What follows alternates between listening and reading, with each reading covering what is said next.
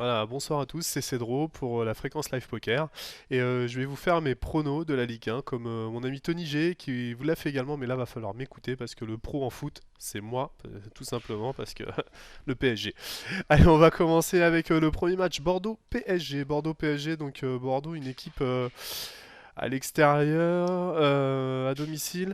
Le Paris Saint-Germain, il n'y a pas à discuter avec Zlatan, Cavani. Enfin, quand on voit l'effectif du Paris Saint-Germain, il n'y a pas photo. Ça sera le 2 Paris Saint-Germain à l'extérieur. Également, donc ça c'est pour le match du vendredi. Le samedi, on va commencer avec le match de 17h, un Toulouse Olympique de Marseille. Alors Toulouse, faut savoir, à l'extérieur, ils n'ont pris que un point. À domicile, pardon, ils n'ont pris que un point. Et Marseille, par contre, bon, ils sont deuxième du championnat, donc eux totalisent pas mal de points. Donc ça me fait mal à contre-cœur, mais une victoire de Marseille. Donc vous pouvez miser aussi également sur Marseille. Premier match à 20h, les Corses d'Ajaccio recevront Evian Tonon Gaillard, les Savoyards. Je verrai un match nul, personnellement. Ajaccio est très solide en défense. Enfin, très solide, ils ont un très très bon gardien. Donc, Ochoa pour le Mexicain. Et Evian est plutôt une bonne équipe.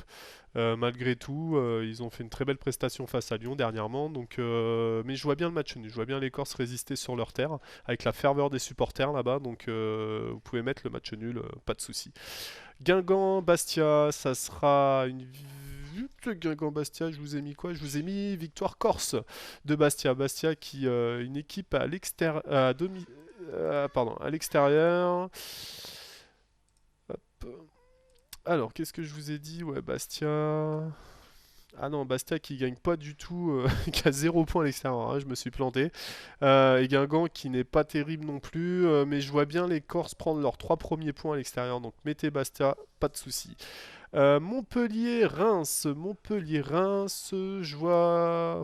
Montpellier c'est pareil, c'est pas terrible. Mais on va leur faire confiance. Allez, un petit 1. Donc Montpellier vainqueur. Nantes-Sochaux. Nantes-Sochaux, ça sera un match nul. Beaucoup de difficultés pour les deux équipes. Surtout en plus avec l'affaire des 3 points que Nantes risque de perdre sur tapis vert. Donc plutôt le match nul.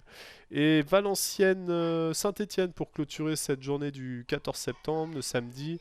Valenciennes-Saint-Étienne, allez, un petit clin d'œil à mes amis stéphanois, une victoire de Saint-Étienne à l'extérieur, surtout que Valenciennes reste une dernière prestation, c'était vraiment, vraiment pas top. Donc victoire de Saint-Étienne. Pour les matchs du dimanche, 14h, Monaco FC Lorient. Alors, une victoire évidemment de Monaco.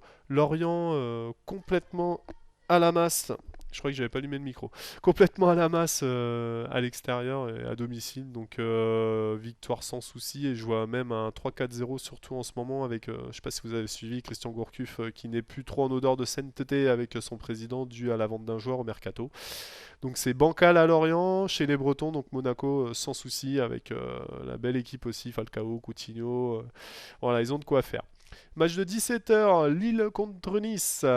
Lille contre Nice, et ben, ça sera un match nul pour Cédro. Les Niçois qui ont recruté Mathieu Bonnemer d'ailleurs. Et Puel qui connaît bien la maison à Lille. Et je les vois bien faire match nul là-bas. Donc voilà, petit match nul à prévoir. Et le gros match de dimanche, le gros match entre guillemets, hein, Lyon-Rennes. Perso, ça me fait pas rêver. Mais voilà, Lyon-Rennes, l'Olympique Lyonnais complètement à la rue, autant médiatiquement que dans le jeu, avec un président qui me sort par les yeux.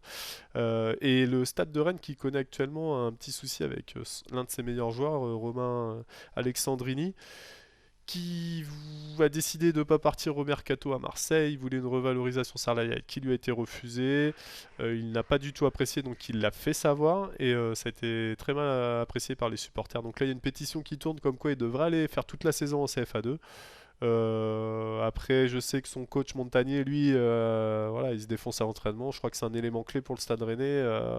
Voilà, ils peuvent pas s'en passer. Donc titulaire ou pas dimanche, on le saura. En tout cas, moi, je verrais bien le match nul. Un match pas top top avec deux équipes qui vont pas prendre de risques. Voilà, bon, je pense qu'on va s'ennuyer dimanche soir. Voilà, c'était les pronos de Cédro. Pour la Ligue 2, ça sera plus tard. En tout cas, ça m'a fait plaisir et surtout, allez Paris et restez sur la FLP, la radio qu'il vous faut.